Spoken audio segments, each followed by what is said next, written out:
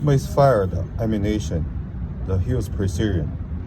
Today, there are more misfired bullet I found. Okay, you can see the primer was hit.